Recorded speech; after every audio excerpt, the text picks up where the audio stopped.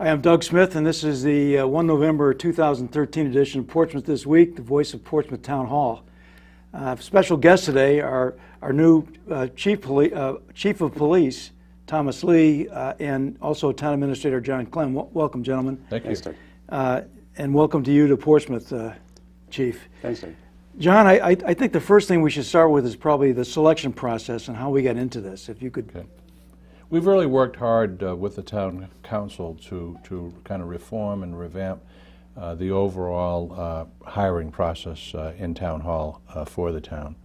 The reason for that is basic, and that is we really owe it to our taxpayers and citizens of this town to retain and to assemble the best management team possible.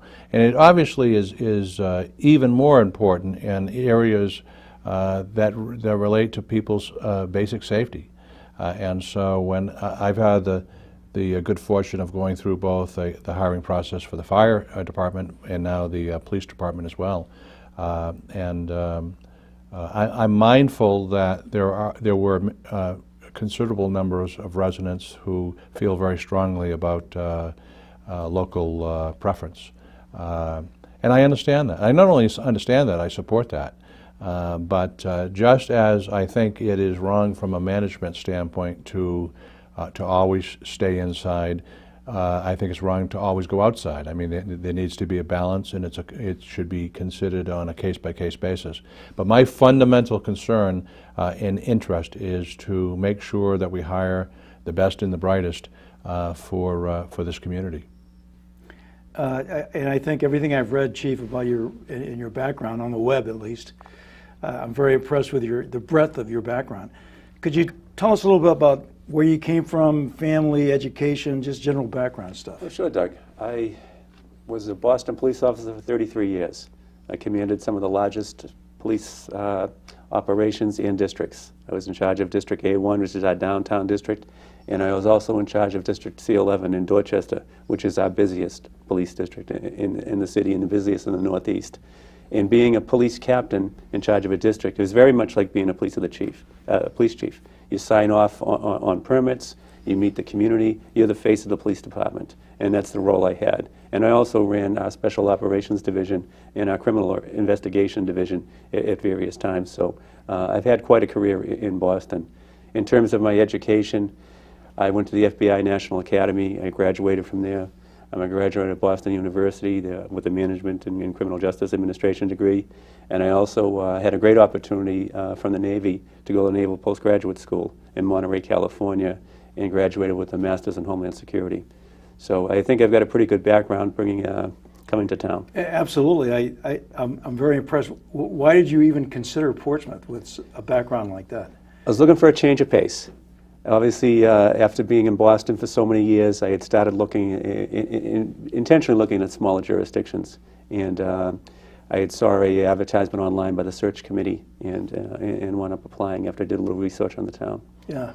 And from your research, what did you, when you finally got to town, did your research pan out? Or? Well, I did online research initially, and then drove down, went to Fieldworks with my wife at Fieldstones, and had lunch with and drove her around the community, and she liked it. And that was really the main deciding point. I know the feeling there. Yeah. He actually told me that he was following with great interest the 375th anniversary events and that type of thing. So yeah, well, luckily we've had a lot of stuff out there for that. Yeah. So that probably gave you some sense of that.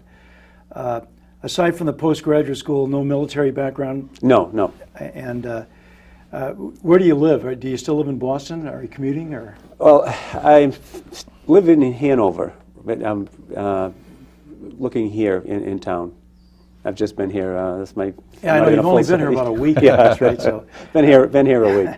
Well, the significance, though, of Chief Lee and his wife living in Hanover. Hanover is actually a smaller town than Portsmouth. So I remember during our interviews, Chief Lee saying that he kind of wanted to get to a smaller community like the community that they've lived in for years.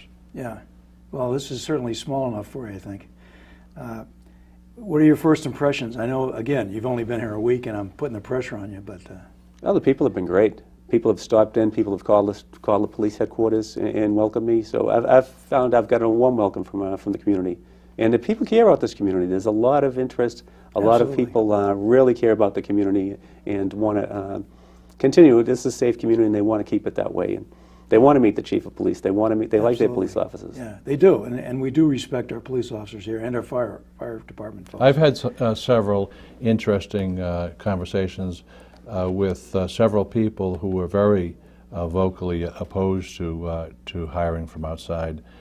They've had an opportunity to meet Chief Lee. They've talked to some of the officers in the department, and they've changed their mind. They've actually told me within a period of a week or two that they've reconsidered their position. Well, I certainly have to agree with you that you need to find the best person for the job, regardless of where they're coming from. The process that we use is the very same process that was used when the town council hired me, and it was also the same process that was used when we hired the fire chief, Chief Cranston. And we went through that lengthy, comprehensive process. And at the end of the day, out of the 5 finalists, 2 of them were local. So there isn't a bias in the process against local folks. But and if you talk to anyone, including Chief Lee, I think they would quickly admit that it's a grueling process. It's a 2-day assessment center where you're really getting grilled by some of the nation's top chiefs. One of the gentlemen that was on the panel was the number 12 person for the DEA nationally. And so you're talking about folks that really know what they're doing, and they're put into these case studies and scenarios of what ifs, what would you do under these circumstances or whatever. So it's really comprehensive Must have been a process. fascinating thing to watch or be in on. It really is. I mean, you really get to see what folks are made of when the pressure is on, and they've got to make snap judgments, and they need to go back to their background and their experience to make decisions. Yeah, I would imagine, though, Chief, that there's major differences between policing in a place like Boston with a really large population. You probably have districts that are bigger than the state of Rhode Island. What are some of the major ones, and you think it's going to be hard to kind of adjust? For example, you're not going to have all the resources you may have had at the Boston level. You don't have all the resources, but policing is policing, whether it's in Boston or here. What we don't have here, and luckily we don't have here, knock on wood, is violent crime. That's the real difference. But the community issues in neighborhoods in Boston, they're the same issues. Same issues here. That people, the neighbors are making noise. It's the cars are driving too fast in the streets. It's really a lot of the same issues we deal with here. Our quality of life issues, and that's the same as in the city. But I got to agree with John on the process. I had a meeting last week with Mike Cranston, our fire chief, and Sure. We both agreed that was one of the most difficult challenges we've ever faced, was going through that selection center. That was very, very difficult, very challenging. 2 days of being pulled out, not know what's going on, and really just challenge scenario. Yeah. Very difficult process. I bet it was, and I just think, what do you think? Luckily we don't have violent crime here. What are kind of our major issues that you've heard about since you've been here a week? Well, our major issues relate to traffic. With 2 major roads going through the community, a lot of our issues are traffic related. Traffic accidents, that's our most common police call, are traffic related issues and traffic accidents. So our job really is to maintain safe driving environment for our residents, for the tourists, for people driving through, for people going to work, trying to make sure they can get through the community safely in a reasonable amount of speed. Yeah. Because we do a lot of speed enforcement, but it's necessary on our roads. Yeah, it's kind of, both of those roads, at some point they're 35, at some point they're 45, and everybody drives 55. So, We were just talking about that this morning. We had a meeting, one of my first meetings was with the state on West Main Road.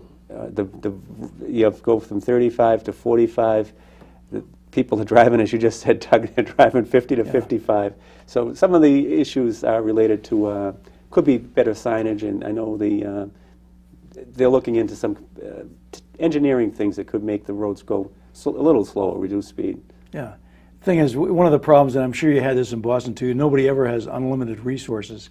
And we probably only have a few guys out on patrol at any one time. So it's got to be very difficult to try to patrol or stop speeders, you know. It is, and we have a large geographical area. The We do. town, the population's not large, but the square mileage, we're very large. Yeah, I compare it to certainly some of the other places, like probably Hanover, where you come from. Yeah.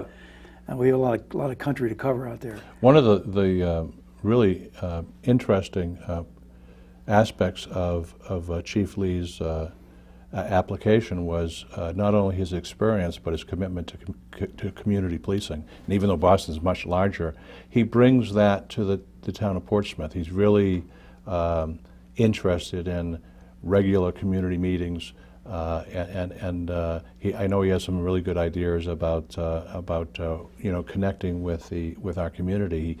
I guess jokingly we were laughing one day about the fact that he had regular, almost weekly, I guess, community meetings or whatever, and I said, well, what's the difference, Boston and Portsmouth? He said one of the differences are that he needed to bring 7 or 8 translators with him to the community meeting because Boston's so diverse or whatever. And so, but I was really impressed with the commitment to always be out there working with our community. Because the relationship between our police department and our community is very important. It is. I know several years ago, my wife, they had a police academy type thing here in Portsmouth. My wife went through it and thought it was the greatest thing since sliced bread. You know? And I absolutely do think it's important for people to go through something like that to learn what it's like and what you guys do and how you do it and the problems. And I think It's funny you mentioned that, Doug, because that's one of the things we're going to be starting back up again. Well, that's I know great. they haven't done it in several years. There were some cutbacks, obviously. Tough economic times. Realistically, they had to cut the budget. Yeah. Sure. But there's ways we can make that happen, and we're going to make it happen again and start up the Citizens Police Academy. And we'll be putting out an announcement when we do. Super. I'm sure we can advertise a little bit on here on this definitely. program as well. And by the way, I'd like to just tell you, for future reference, I'd like to see you on here as many times as you'd like to. Just come on when you have an issue you'd like to discuss. Bring it to this program, and we'll try to get it out for you. Oh, thanks, Doug. I know it's kind of hard to make any judgments right now, but what would you say about the state of our resources in terms of the size of the town, the policing problem as you see it, and what we have in terms of resources? And I know you're going to say we need more, but everybody needs more. I'm going to say we need more, and John's going to say we have sufficient resources to provide public safety to satisfy our commitment to the residents of Portsmouth. Obviously, we'd like to have more. Yeah. But we're able to deliver our services in a professional manner to our residents, and that's our main goal. Some of the things we'd like to do, there are obviously there's certainly increases we'd like to see, but we realize this has been a tough economy. It is. And But there are also some budgetary truths that aren't going to surprise you, Doug. Just like not paying attention to our roads and our infrastructure, a department like the police department have in the past deferred, your routine purchase of vehicles. We've kind of deferred that. The police station itself is a very old structure and I'm not saying that we have the resources or whatever, but it seems like there's been a lot of deferring of things in this town historically, and the reality is that we've got to be more realistic, because just like everything else, $1 invested today saves you money down the line. And if we, for example, on vehicles, if you don't have and in the police business, they know exactly how often you should be buying vehicles in terms of peak financial efficiency and savings. But if you keep older vehicles, you start spending a ton of money on repairs. And so I know Chief Lee has already talked to me about how trying to address some of those issues more effectively. There's a lot of new technology out there that it's not necessarily even that new, but in the last several years, things like remote surveillance of, let's say you have a site that's been used for drug smoking or something like that. I don't know what they've been doing in Boston, but in places like London, for example, there are cameras all over the place. That's probably not what we want to do. But I mean, is there any thought to this, using some of these technologies maybe to give you some leverage here? The type of technology you mentioned is very, very expensive. And for a town the size of Portsmouth, realistically, we're not Probably looking not. to go into that type of, like a London or Boston does a lot of that now, certainly since the marathon since the bombing. bombing, yeah. They've greatly increased their video surveillance capacity.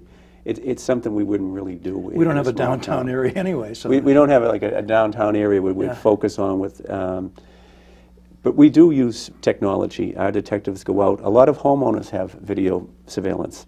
So if there's been an incident in the neighborhood, they'll knock on all the doors. They'll find out, does someone have exterior surveillance cameras? And that's been very helpful to the detectives of the Portsmouth Police Department, is residents having the video capability. I think a lot of people now have gone to that for their own security. Sure, probably makes sense, I guess. And the businesses have too, so we work well with our businesses in getting their video. And one thing we want to improve, utilizing Chief Lee's experiences are grant opportunities. We've done well in the past, but I know that Chief Lee, while working in Boston, has become much more familiar with the state and federal agencies and what's out there and whatever. So we want to make sure we're maximizing. Yeah. They say if you don't ask, you won't receive, and so we want to make sure that we're taking full advantage. of Yeah, I think you could say that probably across the board in town, that we yes. don't take advantage enough of this. That's correct. And again, that's something that maybe volunteers could help down the road Yeah. or something, just to keep an eye on things. But you really need to pursue those things. And one of the things that I thought was particularly important, last week we had Dave Crossan and our new school superintendent, Barbara McGann, in, and we're talking about the importance of training the trainers, training the teachers. In your case, it would be keeping all your police guys up to speed on new technology training. You know, training and education seems like it pays benefits, and I just wonder if we're doing enough of that. We could do more, Doug. We could do more. I mean, just coming in new, that's one of the things immediately I noticed was we have a very small training budget. right. It's been cut over the years, unfortunately. We haven't kept up with the training that we should have for the department. So that's one of the things I'd like to change as soon as I can. Yeah. The problem is that that's always, you know, in tough times it's the first thing that gets cut. But the problem is it can be penny wise and pound foolish, because if you're not kept up to speed and you make an honest mistake, it could be very costly for the community. I mean, we could get sued, and you know, it could Yeah. be. Well, I think we've had enough recent incidences in Portsmouth that show us we're not immune from any of this stuff that happens out there. And that brings up kind of another area. Do you think, and again, you've only been here a week, so you haven't really gone through a lot necessarily here, are we doing enough in terms of interoperability with the other local police forces? You know, we are going to increase. We haven't, there's been task force and things that we haven't been a part of because there's associated costs, but it's something where I haven't talked to John yet about it, but it's something we're going to start doing, is joining these task forces. There's a one that works with Bristol, Tiverton, and the island on drug enforcement, and it's something where we can participate in that. It may have a benefit in terms of seizures. If the police are involved in a seizure, they divide up, if they seize money, they divide it between the communities, and it's a way that some communities see a value in participating in these type of task forces.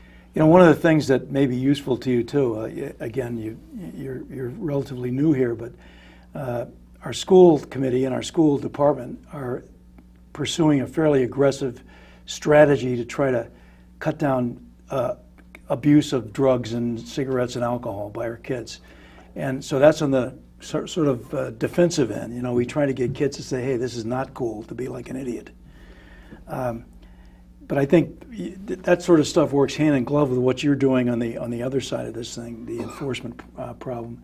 And so you may want to talk to Dave Crossan and those guys about what they're doing and how you can intermesh things. I guess the other interesting thing is that we've experimented with a lot here in Portsmouth is the use of social media. Now, we use this in these emergency operations center things. And what I'm talking about there, Chief, are things like the use of Twitter, Facebook, and even blogs on websites to try to, one, put the word out to people about what's going on. And we try to do that. We have this thing called the IPI, which is the Internet Public Information Group, of which basically most of them are represented here. And we're in there 24/7 during these emergencies, and what we do is just monitor what people are saying, if we can. And also people can come in and say, you know, our electricity's out. And we may not at the head known about that. we're also able to, though, the second part of this is to be able to put information out to people. Like, when is this going to happen? Or what is the status of the bridge, for example? Yeah. And this has worked really well, because even when the electricity's out, and in this case, I know we had a couple major problems with the town hall, the police department, the fire department, all. They're running their emergency generators to try to keep up. But our major telephone system went out. People could contact us. People could tell us things. And it just opened my eyes, at least. And you mentioned you had a meeting with John King, our emergency management guy, who knows this stuff like the back of his hand, believe me. And I think even he was surprised at how valuable the information was coming back. Because, in a storm, you're sitting there and it's all dark and windy and blowing snow, and it's hard to see past your window, really. I was really surprised, Doug, when I came here, that for a relatively small community, that just simple communications were so difficult. And I think we've come light years, but we've got an awful lot of work to continue. And I think that living in elsewhere, and I think relating to Chief Lee, I think it's probably a lot easier to communicate in Boston. Than I think you'll find that there isn't one prominent radio station. There's a daily newspaper, but that some people don't get it. And we really need to, Doug and John King and Rich Talipsky and Bob Hamilton and all the folks, Gary Gump, that have worked as volunteers have, I think, brought us light years ahead of where we were a year or two ago. But there's an awful lot of work that still needs to be done. We still have a lot of work to do. And Yeah. I guess what I'm suggesting, and maybe that's something like that would be useful for the police department, even during normal times, to be able to. We used it a lot in Boston, and we haven't used it here in Portsmouth. But it's something where I'm going to look into. Of course, we had 3 or 4 people assigned to that Sure. unit Yeah, right. in Boston. That's what you do. That monitored Twitter accounts and put out our social media. We had a social media unit. That's not something you're going to have in a small town. But we can use social media also. We can establish a Facebook page, a Twitter account, and get some information out to people. But the younger generation certainly follows social media. They don't follow traditional media as much. They're not getting their information over the TV or through a newspaper like we would. We didn't even have a code red system, communications That's right, and that's a major upgrade a year ago. for And these us. guys were really at the forefront and convincing the community to I think you were at the jump that. forefront, but that's Well, okay. Well, I hope people out there register for Code Yeah, Red. Yeah, we try to encourage that. In fact, usually we'll probably have another program with John King on at some point in the next month or two, and we'll talk a little bit about that, about the communication stuff. But that segues into another aspect of things that I'm interested in, which is kind of like the use of volunteers. I realize there are a lot of legal restrictions on the use of volunteers, particularly in any kind of police role, unless they're trained, qualified, et cetera. But I just wonder if there are ways to use volunteers perhaps in ways that don't stamp on those kind of issues. They're not making decisions. They're kind of in an information flow mode perhaps. And I guess what I'm thinking is the harbor master's job it's a guy who's a local police officer. He's doing his real job every day, and then he's also got this harbor master thing. And I'm just wondering if something like that or some aspect of that might be something that volunteers could get involved in. Like an auxiliary? Or something like that. I mean, that's certainly worth exploring, Doug. I'll talk to the harbor master about it, but I think there could be a use, certainly for people that have the time to do it. Yeah. Another thing in talking about volunteers, they used to do a student intern program at the police department, and it hasn't been done in many years, but I'm going to start that up again, so we'll get a college student in there. There's certain things, as you mentioned, you can't do, but there are other things you can do, and these kids can get college credit for doing it, and I think that's something we're going to look into and start again. I know a lot of other communities piggyback on this concept of a police academy, so they get volunteers to enroll in the police academy and graduate from the police academy. Then you have a cadre of interested volunteers that are willing. And the funny thing is, when we originally started doing this 375th thing, people would say, "You're not going to find people. Nobody's going to want to do anything." Well, guess what? Not only that did people do anything, they did it magnificently, as far as I'm concerned. We had a parade that was second to none, done by people who've never done a parade before. So what I'm saying is there are volunteers out there, Chief. You just have to find the ones that are guys like me that maybe have nothing else to do. I'm retired now.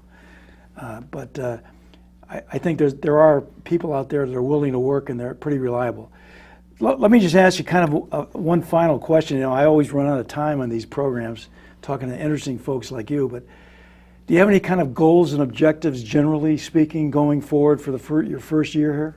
Well, I'd like to restart the community policing program that's been kind of gone, well, they haven't been able to do it for the last several years. I want to restart that, going out to the seniors, talking to senior citizens, going out and having meetings with community groups, as John mentioned.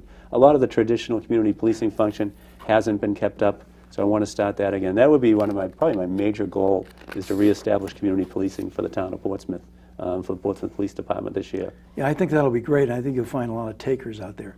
In fact, I know when my wife signed up for this thing, she had to go on a list because they were all filled in. It is very, very popular. They do it in the town that I came from, Hanover. There's a waiting list also. People enjoy it. One of my neighbors just went through it, and people really like the program. Yeah, well, you learn a lot too, and I think it's good for you guys because people learn what your conditions are, how you're operating, and some of the constraints and things like that. The other thing we haven't mentioned is that I will say that I think that with Chief Lee coming on, in addition to Deputy Brian Peters, absolutely, that we really have, I truly believe we have the best management team in public safety in the state right now, and I think both of them, with Chief Lee's knowledge and experience, and Deputy Peters' knowledge and experience and understanding of the community, I think it's a great team. I'm really, really pleased. Yeah, and John, I'd like to thank you for pulling these teams together. I think you've done a great job. I know you've had a lot of flack from different aspects of the community, but in this community, like in most New England towns, you get that no matter what you say. If you say the sun's out today, I'll have 5 people to argue with you. I'm not sure that Chief Lee's committed to Bob Hamilton yet to be present at the polar plunge. Well, that's interesting because I was going to segue to that in my last 2 minutes here. But Chief, you are always welcome, and you and your folks, and Brian certainly, sure. Anybody, and bring people on. Oh, thanks, Doug. I mean, we have a great police department. As John mentioned, I'm very impressed with the men and women of the Portsmouth Police Department. It is really, really a great police department, high caliber people. And I can't say enough about Brian either. Yeah. He's been a great help to me. He's my right hand. So we're going to have we do make a great team, and I'm looking forward to working with him and keeping the community safe. Okay, can I ask you a question? How tall are you? You're tall. Did you play basketball in college? No, I didn't. I'm 6'4". 6'4". Okay. Well, I guess I must be shrinking with age or something. But one of the things that John mentioned there is I have to bring up is we've had this 375th celebration all year. We're 375 years old this year. Founded in 1638, and at the beginning of the year on 1 January we had a polar plunge out here in the Secundit River off the Island Park beach. This was run by Mr. Bob Hamilton, the mayor of Island Park. And he's going to do another one at the end. We're going to do this on 31 December to end the year. And we're going to invite all town officials, and that includes you, Chief, to participate in this thing. Okay, now, the good thing is it's going to be a pledge drive. We're trying to make money to fund a room in the Portsmouth Library for the study of Portsmouth history. We have a fantastic history here. As anybody who's gone to Jim Garman's lectures knows, fantastic history. But right at the end, we just want to do one more final fundraiser for that. So there'll be a pledge drive, and let's say you get 10 of your friends to kick in $5 a piece. That's $50. So it's $50 you bring it in, you're an official entry into the polar dive. Come down, jump in the water with all of us other idiots. Or the opt-out is you can check a box at the bottom of the form saying, I really don't want to go in, so I'll double the contribution. So it's a blatant fundraiser, okay? You think I'm not going to chicken out, Doug? Well, yeah, one of the councilmen said, here's my check right now. But that's the point of the whole thing. We're trying to just raise funds right at the end. We've had a great year. We've done a lot of stuff, and we still have a couple more major events coming up. I'll have to tell you about them some other time, out of time today. Thanks very much for joining us. Portsmouth This Week. Doug Smith, see you next time.